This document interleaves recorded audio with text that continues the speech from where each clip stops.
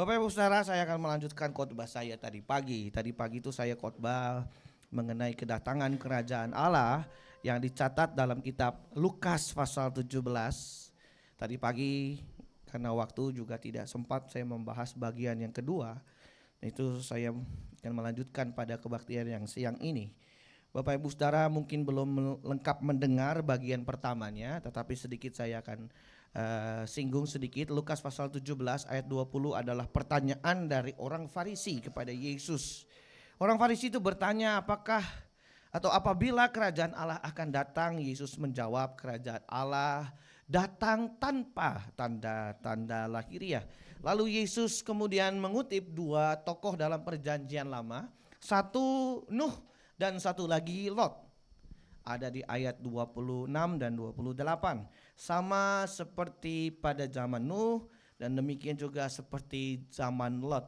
Jadi kutipan Yesus terhadap dua tokoh ini tentu punya makna dan arti Bapak Ibu Saudara. Di mana setiap orang percaya ketika Yesus menjelaskan tentang kedatangannya itu, Yesus tidak pernah bicara soal kapan dia datang, bicara soal waktu, atau di mana bicara soal tempat, tetapi bagaimana kita mempersiapkan ketika kerajaan itu datang. Penekanannya Yesus bukan kepada kapan, di mana, tetapi bagaimana kita siap. Dan untuk itu Yesus mengutip dua peristiwa. Sama terjadi ketika zaman Nuh dan zaman Lot sebagai peringatan, sebagai gambaran untuk kita benar-benar bisa mempersiapkan diri. Lagi juga saya menyinggung bahwa ada 3 pengaruh kuat dalam dunia ini yang membuat manusia menyelenggarakan hidup seperti gambaran yang ada dalam Sodom dan Gomora. Bisa dikatakan dalam perspektif ini Bapak Ibu Saudara, kita diajak melihat peristiwa keluarnya Lot dari Sodom dan Gomora itu sebagai gambaran atau dari satu lensa, satu kacamata kasih karunia Allah. Tuhan ingin mengeluarkan Lot dari Sodom dan Gomora yang begitu jahat, lambang dari keadaan yang begitu mengerikan, duniawi, lambang dari dosa yang besar, hukuman yang besar, kefasikan yang besar, untuk keluar dari sana menikmati anugerah keselamatan yang Tuhan ingin lakukan bagi kita. Dan untuk itu gambaran tentang Sodom dan Gomora itu mirip dengan gambaran orang hidup hari ini, sebagai peringatan untuk orang yang hidup hari ini. Yang tadi saya sempat singgung, ada 3 gambaran Sodom dan Gomora melalui relativisme, bicara soal kebenaran yang relatif. Tidak ada ukuran hari ini standar kebenaran. Yang kedua bicara soal hedonisme, bagaimana cara hidup orang yang kesenangan menjadi tujuan saja, padahal itu bukan yang sebenarnya. Tujuan kita adalah langit baru dan bumi yang baru. Yang ketiga bicara soal materialisme, juga menjadi ukuran bagaimana orang memandang sesamanya. Baru sampai di situ saya menjelaskan, dan sekarang saya akan melanjutkan dan mengajak Bapak Ibu Saudara untuk melihat, kalau begitu peristiwa waktu Lot mau keluar sebagai peringatan, sebagai pelajaran, apa yang Bapak Ibu Saudara saya bisa pelajari dari peristiwa Lot yang keluar ini sebagai persiapan kita menyambut kedatangan kerajaan Allah. Maka itu Bapak Ibu Saudara, mari kita buka kisah tentang Lot dan istrinya dan keluarganya waktu dia mau keluar. Kita baca Kejadian pasal yang ke-19 ayat ke-15 dan ayat ke-16. Ketika fajar telah menyingsing, kedua malaikat itu mendesak Lot supaya bersegera. Katanya, bangunlah, bawalah istrimu dan kedua anakmu yang ada di sini, supaya engkau jangan mati lenyap karena kedurjanaan kota ini. Ketika ia berlambat-lambat, maka tangan istri dan tangan kedua anaknya dipegang oleh kedua orang itu, sebab Tuhan hendak mengasihani dia. Lalu kedua orang itu menuntunnya keluar kota dan melepaskannya di sana. Bapak Ibu Saudara, ini peristiwa di mana kalau kita baca ayat sebelumnya, utusan Allah itu sudah hadir di sana untuk membawa Lot keluar. Dan sudah mengatakan bahwa Allah akan menghukum Sodom dan Gomora. Tetapi karena kasih karunia Allah, Lot dan keluarganya boleh keluar dari Sodom dan Gomora. Tetapi waktu anugerah Allah itu datang, apa yang terjadi Bapak Ibu Saudara? Kalau kita baca ayat-ayat ini, secara khusus ayat 16 tolong ditampilkan. Ada satu kalimat yang perlu kita garis bawahi. Lot dan keluarganya itu berlambat-lambat. Ketika ia berlambat-lambat. Nah ini. Kalimat ini menjadi penting. Menjadi satu gambaran. Waktu Lot mau keluar, dia tidak segera Bapak Ibu Saudara, tetapi dia berlambat-lambat. Dan sikap berlambat-lambat ini adalah sikap yang sangat berbahaya Bapak Ibu Saudara. Sikap berlambat-lambat menggambarkan hati dan perhatian kita yang terbagi. Atau bisa dikatakan sikap setengah hati ikut Tuhan. Kalau bertobat ini setengah-setengah. Ini sikap tidak serius mencari Tuhan. Sikap berlambat-lambat ini sangat berbahaya. Bapak Ibu Saudara, berapa banyak suara Tuhan yang sudah diperdengarkan memanggil Bapak Ibu Saudara untuk keluar dari Sodom dan Gomora modern. Memanggil Bapak Ibu Saudara keluar untuk menikmati anugerah Tuhan. Tetapi banyak dari kita yang mungkin menutup telinga kita. Dan kita masih berpikir nanti saja deh, besok, lusa atau lain waktu. Berapa banyak pesan Tuhan yang sudah menegur Bapak Ibu Saudara. Dan Bapak Ibu Saudara tahu ini Tuhan yang bicara, saya harus bertindak, tetapi banyak dari kita yang menunda. Bapak Ibu Saudara ingat kita ini sedang berlomba dengan waktu. Alkitab itu mengatakan waktu itu terbatas dan singkat. Waktu hidup manusia itu terbatas dan singkat. Jadi karena keterbatasan dan singkatnya waktu, maka hari-hari ini, hari-hari yang Bapak Ibu Saudara jalani, itu jadi waktu dan kesempatan yang paling baik, paling berharga. Untuk Bapak Ibu Saudara benar-benar pakai dengan baik. Harusnya kenyataan dunia yang semakin gelap, keadaan yang semakin susah, harusnya menyadarkan kita bahwa hidup kita itu sebenarnya rentan. Manusia itu hidupnya rentan Bapak Ibu Saudara. Dan kesempatan hidup itu jadi satu yang sangat berharga. Harusnya kita sadar Bapak, menjelang hari Tuhan, jangan kita lambat-lambat. Kita menggunakan kesempatan hidup ini dengan baik. Karena mungkin hari ini juga hari yang terakhir. Bapak Ibu Saudara gak ada yang tahu. Kalau bicara soal kesempatan waktu, maka ada satu hal yang sangat prinsip bagi kita. Bapak Ibu Saudara mau dengar? Ini gak ada yang gak mau, berarti saya pulang aja. Tegang liatin saya gitu. Pak Bu, ini nih jam-jam crowded nih. Ini jam-jam rawan nih. Ini jam 11:30 nih. Ini asik-asiknya tidur. AC tidur. Habis joget-joget tadi kan. Panasan. Bapak Ibu Saudara mau dengar? Ada satu yang prinsip dalam mempersiapkan kesempatan. Apa tuh Bapak Ibu Saudara? Waktu yang Bapak Ibu Saudara investasikan buat Tuhan. Sekali lagi ya. Berapa banyak waktu yang Bapak Ibu Saudara investasikan buat Tuhan? Oh saya tahu Bapak Ibu Saudara perlu kerja, tahu saya. Wah saya kerja Pak, saya sibuk Pak, saya cari duit. Saya tahu, itu kudu wajib. Kita bertanggung jawab atas hidup. Menyelenggarakan hidup dengan bertanggung jawab. Tapi ini, waktu hidup itu juga harus dipakai, Bapak Ibu Saudara harus benar-benar memberikan waktu untuk kekekalan, untuk investasi hidup kekal. Yang setuju katakan amin. Berapa banyak waktu yang Bapak Ibu Saudara investasikan buat perkara-perkara kekal. Kita seringkali investasi waktu untuk perkara-perkara dunia sebagai tanggung jawab kita. Tapi pernah gak kita merenungkan dalam keterbatasan kita ini dan kesempatan yang semakin sedikit ini, ada waktu serius gak nih buat Tuhan? Menginvestasikan waktu itu untuk Tuhan. Ironisnya Bapak Ibu Saudara, banyak orang gak punya waktu serius buat Tuhan. Diajak 2 pagi, bangun pagi gak bisa Bapak Ibu Saudara.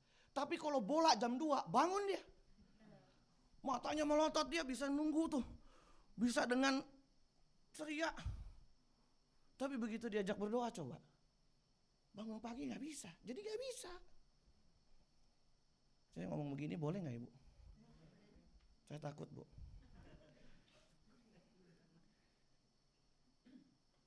Diajak ke gereja, yuk ada apa, kalau di gereja ini ada pemuritan tadi ya saya lihat.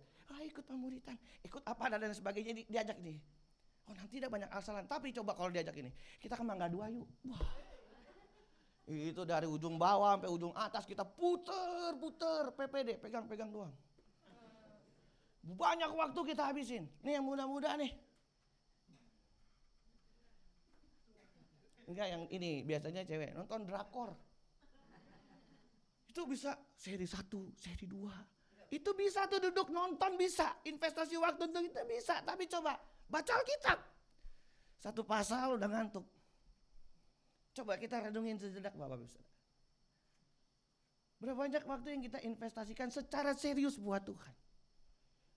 Kita cuma punya waktu seminggu sekali datang ke gereja. Itu pun 1 jam, 2 jam. Kita berani bayar uang nonton bioskop. Bahkan premier. Waduh, premier itu lumayan ya. Yang ada selonjorannya. Duh elah asik banget. Udah bayar nonton 2 jam habis lewat. Bahkan kita gak mau terlambat lu datang.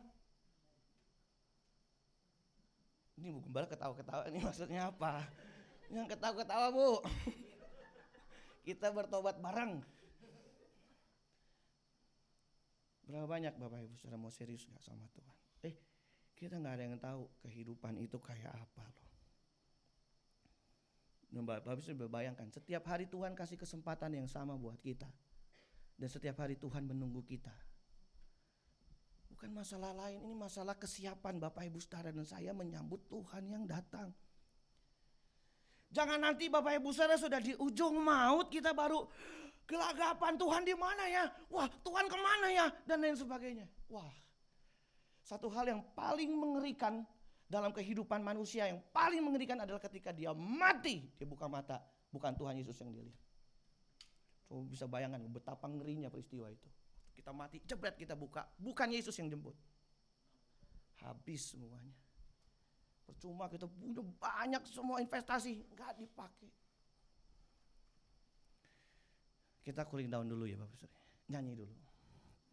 Tenang dulu, tenang Bapak Saudara, pelan-pelan. Semoga pesan saya sampai. Dari A. Iya. Apa yo coba, coba. A ya. Saya lupa depannya Bapak Saudara. Bukanlah sebuah kemungkinan, tapi dalam dekap kepastian ada saat detak jantungku tiada berirama, tarikan nafas pun tak terhela, kelopak mata redup terpejam, sudahi kelana kehidupan, tubuh menjadi dingin, kaku tidak bernyawa, sukma pun terhempas masuk lorong yang tiada batas. Perkarakan dirimu, kemana engkau pulang? Mungkinkah ke padang gersang tak bertepi? Di sana tiada mentari dan tiada lagi bintang, dalam jurang gelap kengerian. Yang aku tahu pasti, kemana aku pulang? Di hamparan padang hijau tak bertepi. Tuhanlah matahariku di negeri indah Bapakku, kesah kami pulang bersama. Oh, trendingnya. Bapak Ibu Saudara, coba perkarakan gak diri kita? Masalahnya Bapak Ibu Saudara, tidak ada tujuan lain selain kekekalan dalam hidup. Apa yang Bapak Ibu Saudara capai kalau bukan bersama dengan Kristus dalam kekekalannya? Amin. Nah, jangan lagi berlambat-lambat. Banyak orang Kristen suka lelet. Diajak untuk berubah sulit, emang sulit Bapak Ibu Saudara. Mengubah orang itu enggak mudah. Kenapa? Karena daya pikat dunia udah begitu kuat. Natur dosa kita juga, daging kita begitu kuat. Kenapa? Karena kita memanjakan daging. Kita lebih mau mengkonsumsi dunia punya makanan daripada kita mengkonsumsi Allah dan hadiratnya. Persekutuan dengan Tuhan, dengan persekutuan dengan dunia ini, kita lebih banyak memilih bersekutu dengan dunia daripada mau ketemu Tuhan. Makanya Yesus bilang, ingat Lot itu berlambat-lambat. Jangan ada orang Kristen lambat-lambat. Kalau Bapak Ibu saudara dengar teguran Tuhan, dengar panggilan Tuhan, segera. Amin. Yang kedua Bapak Ibu saudara. Aduh, ini waktu cepat banget sih Bu. Saya baru nomor 2. Saya sampai nomor 10 nih. Besok. Kedua ayat 17. Sesudah semua orang itu menuntun mereka sampai keluar, berkatalah seorang, larilah, selamatkanlah nyawamu, jangan menoleh ke belakang dan jangan berhenti dimanapun juga di lembah Yordan. Larilah ke pegunungan supaya engkau jangan mati lenyap. Bapak Ibu saudara, penekanan saya yang pada yang pertama, jangan berlambat-lambat. Kesempatan hidup menjadi penting, makanya investasikan waktumu untuk kekekalan. Bapak Ibu saudara harus mempersiapkan diri, benar-benar mempersiapkan waktu untuk bertemu Tuhan setiap hari. Karena tidak mungkin Bapak Ibu saudara bisa berjumpa dengan Tuhan dalam kekekalan kalau Bapak Ibu saudara nggak pernah membangunnya sekarang.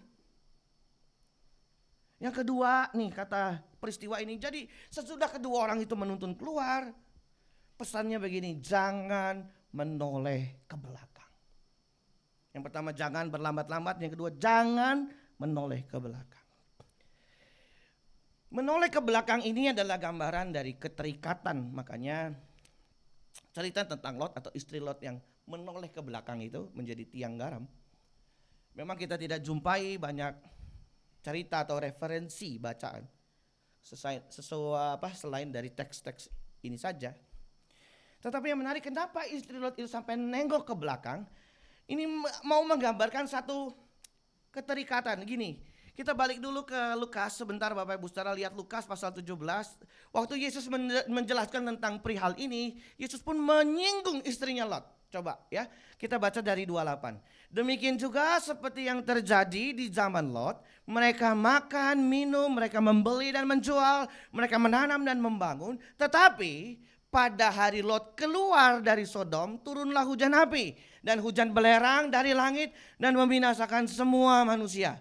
Demikian halnya kelak pada hari di mana anak manusia menyatakan dirinya, barang siapa pada hari itu sedang di peranginan di atas rumah dan barang-barangnya ada di rumah, dalam rumah di bawah, jangan ia turun ngambil. Dan demikian juga orang sedang di ladang, jangan ia kembali. Ayat 32 apa? Ingat istri Lot. Jadi pada saat itu jangan kembali, jangan ingat barangnya, jangan turun ke ladangnya, jangan balik ke ladangnya, ingat istri Lot. Sama seperti istri Lot, nengok ke belakang. Ada satu komentar yang saya baca, kenapa? Bila istri Lot nengok, karena dia sebenarnya masih tidak rela pencapaiannya di Sodom dan Gomora. Mungkin itu apapun yang dia punya itu habis, jadi dia nengok. Makanya dia jadi tiang garam. Ini gambar keterikatan Bapak Ibu saudara. Sama seperti orang Israel, coba bayangin. Waktu di Mesir berdoa, Tuhan keluarkan kami dari Mesir. Udah keluar, minta balik ke Mesir. Ini auban bener nih. Dulu waktu doa sampai nangis-nangis, minta Tuhan mau keluar. Sampai dikeluarin di Mesir, udah lihat pekerjaan Tuhan yang hebat.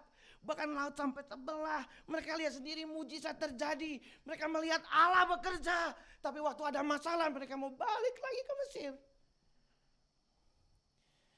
Kalau Bapak Ibu saudara baca ceritanya, orang Israel itu kurang lebih keluar, mempersiapkan keluar diri dari Mesir itu 1 hari. Setelah peristiwa Tulak ke-10.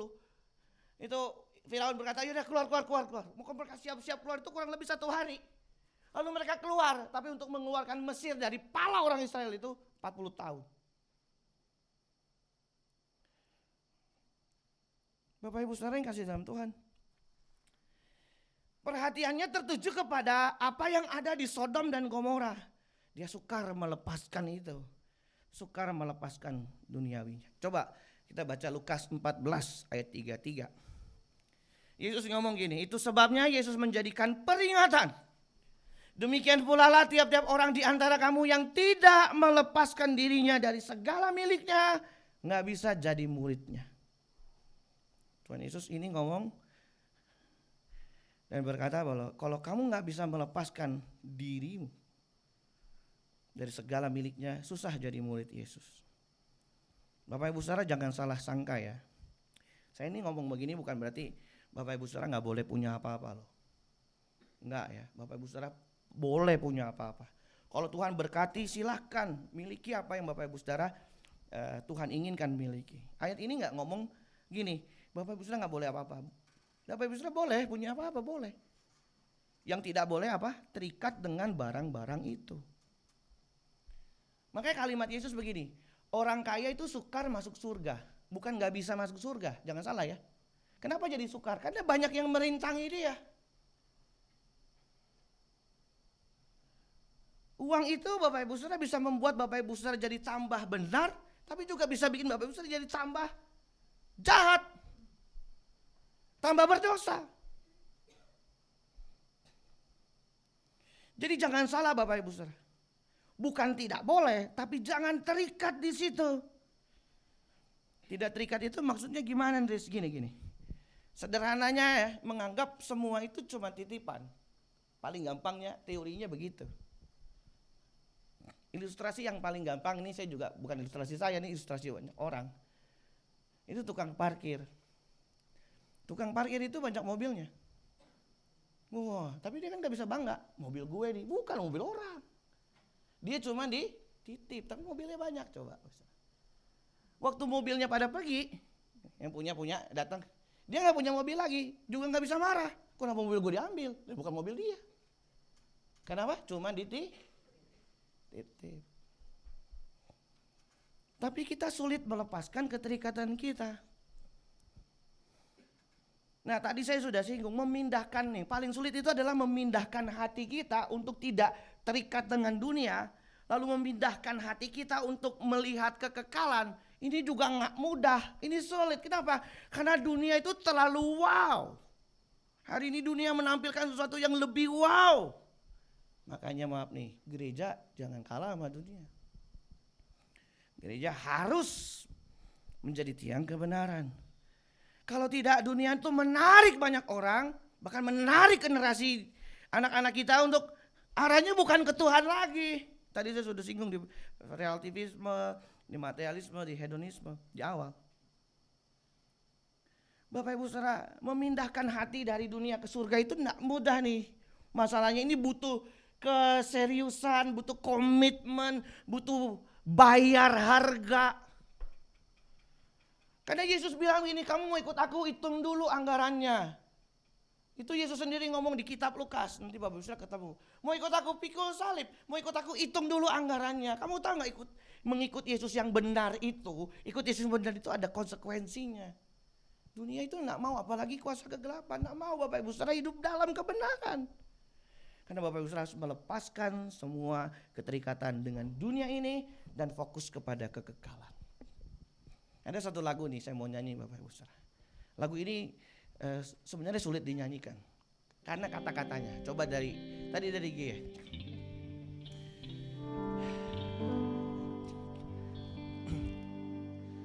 Oh, judulnya Hari Terindah Hidupku. Wah, Hari Terindah Hidupku ya. Coba G. Hari terindah hidupku, pulang ke rumah Bapakku,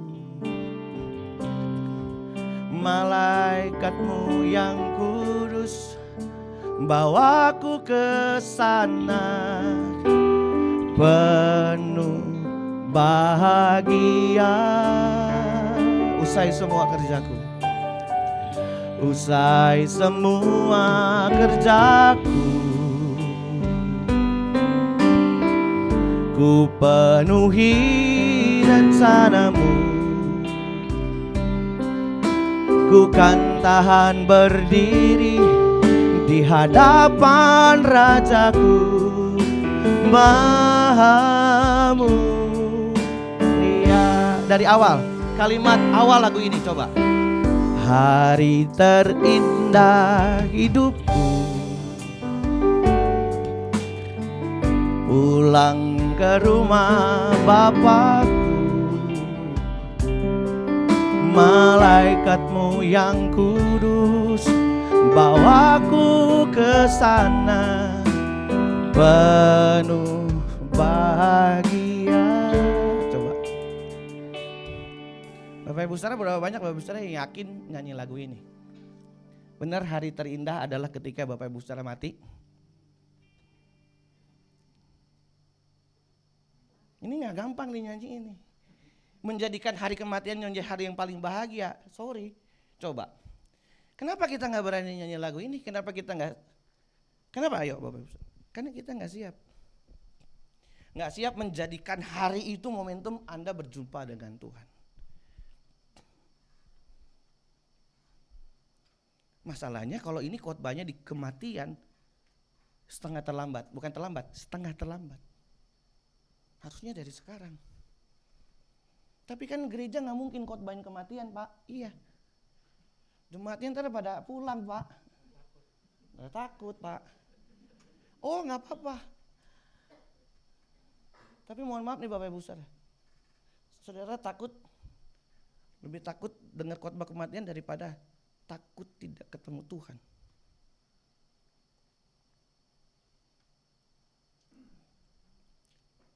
Peristiwa Lot keluar dari Sodom itu adalah satu peristiwa besar yang di dalamnya Yesus menitipkan pesan, jangan kayak Lot ya, jangan menoleh ke belakang. Fokus kita itu kekekalan bukan dunia.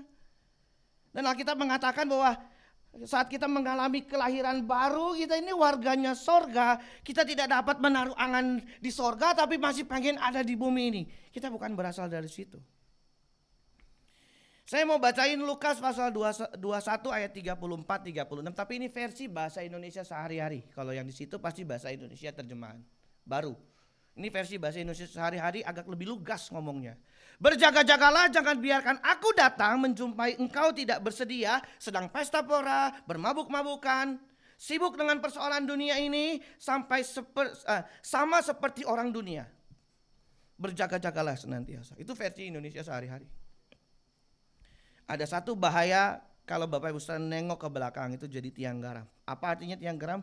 Satu keadaan yang sudah tidak bisa diubah. Kalau garam sudah mengkristal tidak bisa diubah. Ada point of no return di mana kita nggak bisa diubah lagi, dan itu mengerikan. Ada nggak contohnya di Alkitab? Ada. Orang Farisi, dia tolak Yesus berkali-kali. Padahal orang Farisi, orang yang ngerti kitab, ahli Taurat itu harusnya orang pertama yang menyatakan Yesus ini Mesias anak Allah. Karena dia tahu kebenarannya, ciri-ciri Mesias ada dalam diri Yesus. Tapi mereka tolak.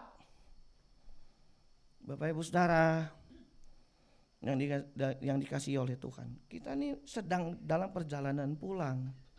Hidup kekal itu bukan bicara soal nanti, tapi hari ini kita berjalan menuju kekekalan. Benar gak?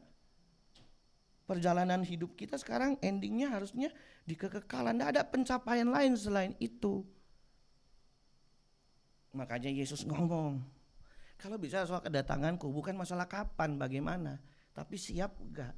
Apa yang sudah dipersiapkan? Sampai sini masih ada amin Bapak Ibu Saudara?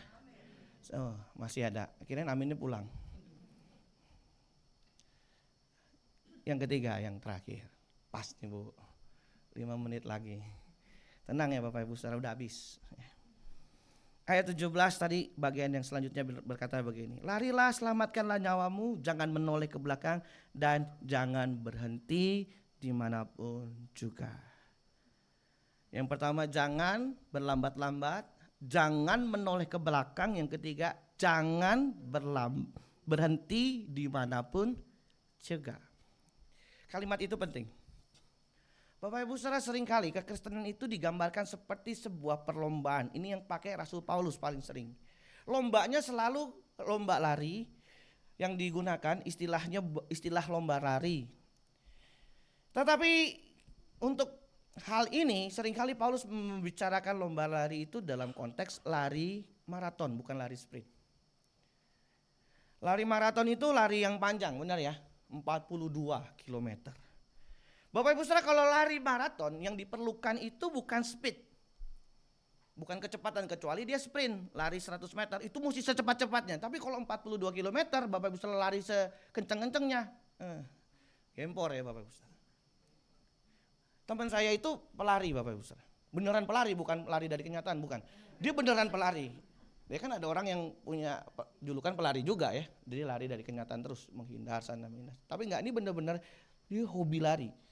Saya bingung, kan lari mainan anak-anak ya gitu ya. Maksudnya yang sering lari-larian kan anak-anak ya Bapak Saudara. Enggak ada kan bapak-bapak lari-larian? Ada enggak bapak-bapak yang kalau ngumpul lari-larian? Kita lari-larian yuk. Enggak ada kayaknya. Anak-anak yang saya lihat tadi tuh Ryan aja lari-larian di sini. Bapaknya enggak lari-larian kan? Enggak ada juga ya Bapak Saudara, enggak apa-apa. Jangan bilang-bilang ya. Jadi bukan sprint, bukan kecepatan, tapi apa? Konsistensi.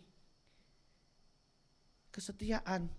Lari, teman saya itu punya, teman saya pelari, jadi dia mau ikut turnamen tuh, belum lama kan Pocari Sweat bikin. Terus berapa bikin yang lari 42 km di Bali lah, di Jepang lah. Wah, lari aja sampai ke Jepang ya Bapak.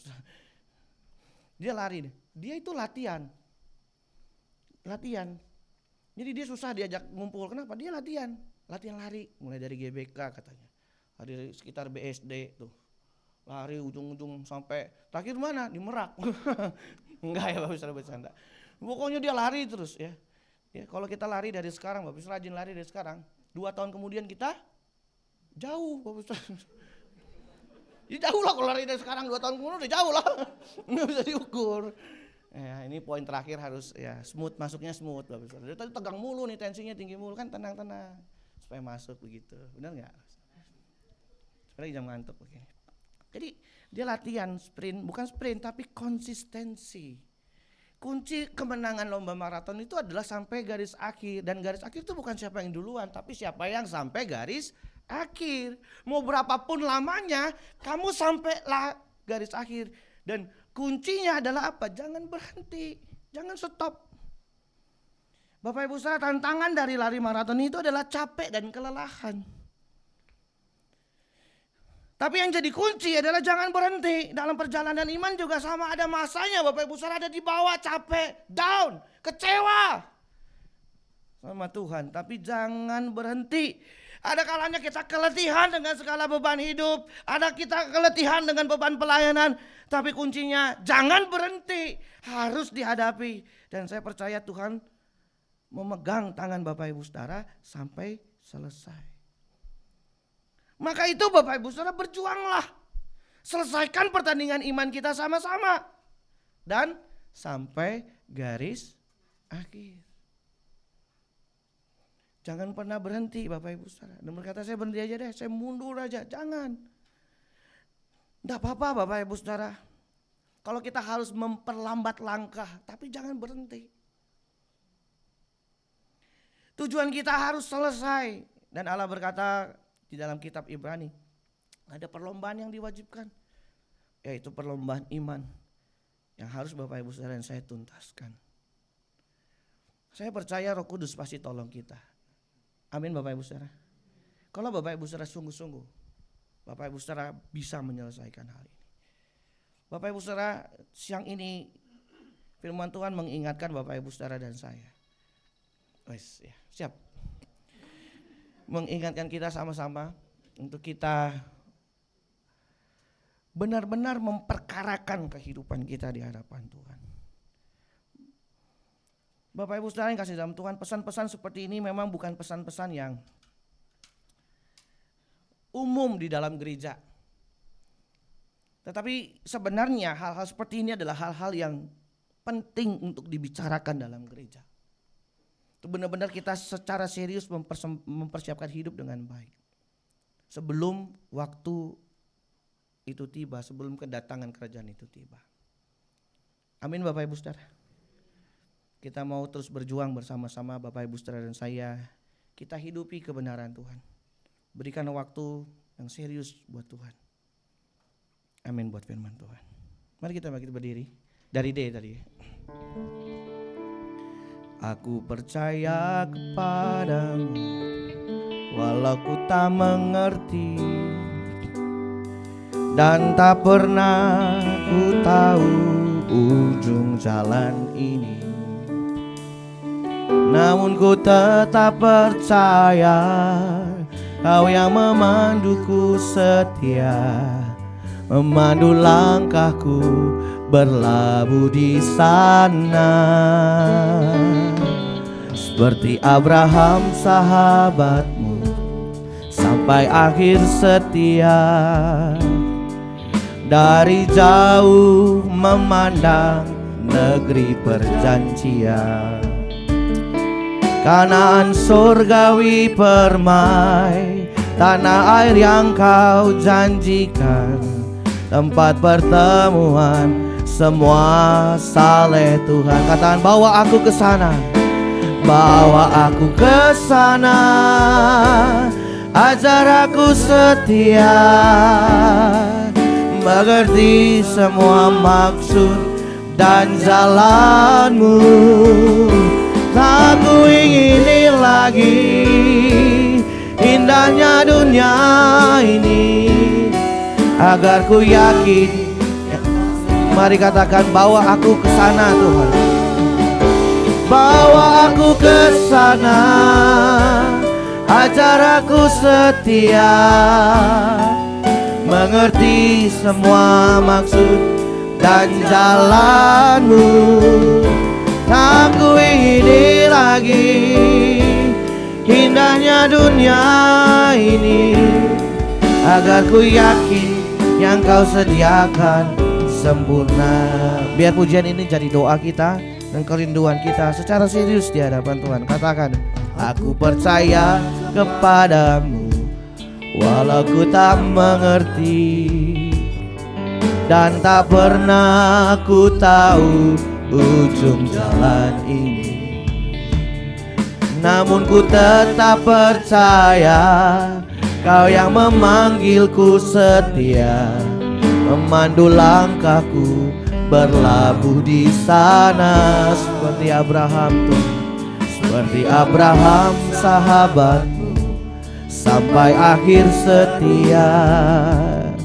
Dari jauh memandang negeri perjanjian, Kanaan surgawi permai, tanah air yang Kau janjikan, tempat pertemuan semua saleh Tuhan. Katakan, bawa aku ke sana, bawa aku ke sana, ajar aku setia, mengerti semua maksud dan jalanmu.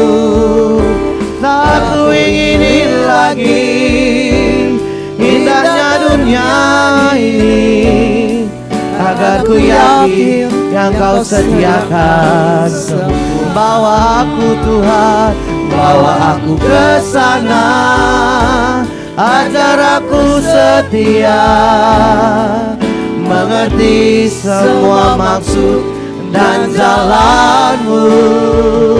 Tak ku ingini lagi indahnya dunia ini, karena ku yakin yang Kau sediakan sempurna. Biarkan musik mengalunkan dengan lembut. Bapak Ibu Saudara, dalam waktu yang singkat kita tundukkan kepala sebentar, teduhkan hati dan pikiran Bapak Ibu Saudara. Hari ini firman Tuhan menyapa Bapak Ibu Saudara dan saya. Tuhan itu mengasihi hidup kita semua. Tuhan mau tidak ada satupun yang binasa. Tuhan mau kita semua bersama dengan Dia dalam kekekalan, masuk dalam kerajaan-Nya yang luar biasa, jauh lebih indah dari dunia ini. Berapa banyak Bapak Ibu Saudara yang sungguh-sungguh mau berkata kepada Tuhan, Tuhan, bawa aku ke sana, ke tempat yang Engkau janjikan, langit dan bumi yang baru, kerajaan-Mu yang luar biasa. Berapa banyak Bapak Ibu Saudara mau mendengarkan apa yang Yesus sampaikan kepada orang-orang pada saat itu, yang memperingatkan kita semua sama-sama siang hari ini. Sama seperti Lot mau keluar dari Sodom dan Gomora, Tuhan mau Bapak Ibu Saudara juga keluar dari dunia yang mengikat kita begitu kuat. Apapun itu. Mungkin itu dosa-dosamu, masa lalumu, suatu yang mengikat engkau. Tuhan mau bawa kita keluar dari sana. Dengan kasih-Nya, dengan tangan yang terbuka, Dia mau raih Bapak Ibu Saudara. Dia mau menyelamatkan kita. Dia mau bawa kita ke tempat yang jauh lebih baik dari hidup hari ini. Dalam kekekalan di langit baru, bumi baru. Berapa banyak suara Tuhan sudah Bapak Ibu Saudara dengar. Siang hari ini izinkan saya sebagai hamba Tuhan menyampaikan dan memanggil Bapak Ibu Saudara pulang kembali ke jalannya Tuhan. Izinkan saya sebagai hamba Tuhan siang hari ini mengingatkan Bapak Ibu Saudara. Sama seperti Nuh berteriak, masuklah bahtera. Sebentar lagi air bah turun. Masuk bahtera Allah. Kembalilah kepada Tuhan. Amen. Jangan berlambat-lambat Bapak Ibu Saudara. Tuhan. Hari ini jika ada di antara Bapak Ibu Saudara yang di dalam hatimu engkau tahu ini Tuhan buat saya. Ini Tuhan buat saya. Bapak Ibu Saudara selesaikan dengan Allah. Jangan tunggu waktu lagi. Selesaikan hari ini. Apapun itu, datanglah kepada Tuhan. Amen. Apapun yang mengikat engkau lepaskan Bapak Ibu. Tuhan dengan rahmat-Nya yang besar mau membawa engkau kembali. Tuhan dengan kasih-Nya yang besar menerima kita apa adanya. Di antara Bapak Ibu Saudara yang capek, letih, kau bingung, kau sedang berjuang dengan banyak hal. Banyak pergumulan dalam hidup ini. Banyak tantangan dalam pekerjaan, dalam rumah tangga, dalam ekonomi, kesehatan. Apapun itunya, jangan berhenti. Tetaplah berjuang. Jangan menyerah. Tuhan menyertai engkau. Tuhan ada buat Bapak Ibu Saudara. Dia tidak tinggal diam. Tangannya yang maha kuasa memegang tanganmu. Izinkan Dia meraih engkau. Dan jangan lepaskan tangannya. Ketika engkau menggapai Allah, berjalanlah terus. Walaupun pelan, walaupun terseok-seok, walaupun berat, walaupun capek, jalanlah Bapak Ibu Saudara. Jangan berhenti. Tuhan menanti kita bersama-sama masuk dalam kerajaannya yang besar. Dia menanti hidupmu. Dia menanti engkau berubah. Dia menanti engkau bertobat. Dia menanti engkau Bapak Ibu Saudara untuk lebih lagi dari hari-hari yang lain. Karena engkau dan saya anak kesayangannya. Mari hiduplah menyenangkan hati Tuhan. Siang hari ini mari kita buka hati kita buat Tuhan. Bapa di surga, terima kasih untuk waktu ini. Firman yang boleh kami dengar.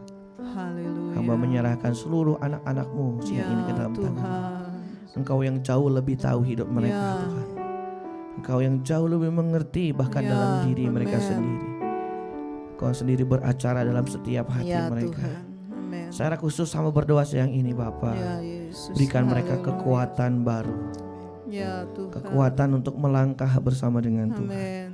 Roh Kudus berikan mereka kekuatan daripada-Mu. Untuk mereka bisa menatap hari esok bersama dengan Engkau. Menjalani kehidupan mereka dengan tabah, dengan sabar, dengan tekun, dengan kuat. Pulang dari tempat ini mereka pulang bawa kekuatan Allah. Hamba berdoa siang hari ini Tuhan, biar kekuatan-Mu hadir dalam hidup mereka. Ini doa kami. Di dalam nama Yesus kami berdoa.